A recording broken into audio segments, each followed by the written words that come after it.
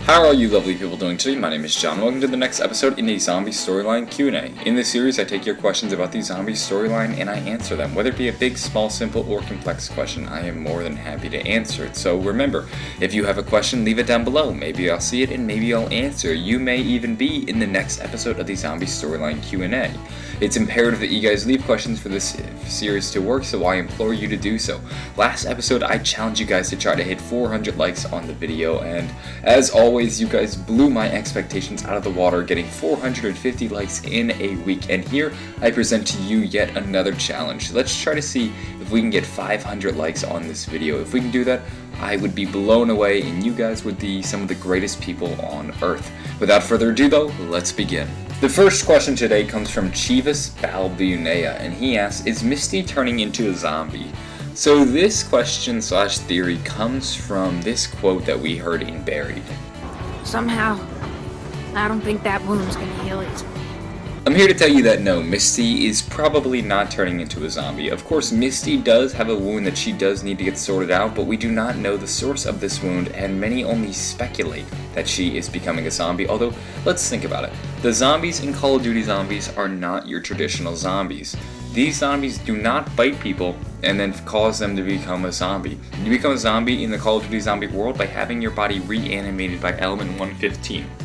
Whenever you're killed by a zombie, all you do is go down. You don't become a zombie, so these zombies aren't exactly biting people and then causing them to turn into zombies. So Misty, unless she dies, is probably not going to turn into a zombie. In addition, there is no source of the wound, so we can only speculate. For all we know, she just scraped her leg when trying to get away from a zombie. If you ask me, here's what I think.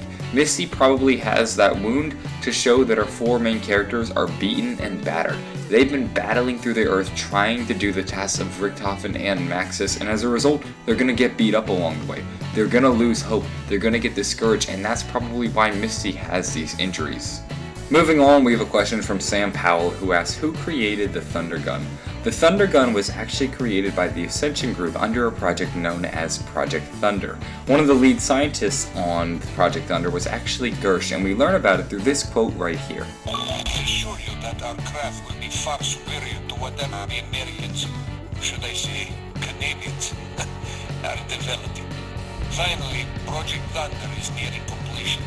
My staff has assured me that the remaining issues of the effective range and power sensors will be solved within the next few months. While Gersh never actually discloses what they're working on, he does mention that they're having an issue with the effective range and power source. This leads us to believe it's the Thunder Gun. The Thunder Gun doesn't have much ammunition, and that's probably because of an issue with the power source. In addition, the effective range is very bad. You need to be right in front of the zombie's face in order to kill them with the Thunder Gun. They were probably, what we're playing with is actually an unfinished version of the Thunder Gun, and who knows, maybe there will be a Thunder Gun Mark II that we could possibly see in future DLC from after they've completed the gun. I'm going to end today's episode with a question from Nathan Kerr who asks, who are the ancients in Origins and why do the statues of them look like our four characters? That's because they actually are our four characters. If we look at the ancients, they are very reminiscent of our four original characters. In addition, there's actually several scraps of paper found around the map, and when compiled into one image, actually reveals our four main characters holding the staves in front of a crowd of people almost like gods. They are the ancients. They are the ones who maybe didn't create the staves, but actually possessed the staves. These were their weapons, and what this leads us to believe is that the four characters had actually gone back in time, or possibly as part of an infinite cycle, went back to Origins, used their staves, became almost gods, and then they were immortalized in the statues and stories. So the ancients that we hear about in Origins are actually our four original characters.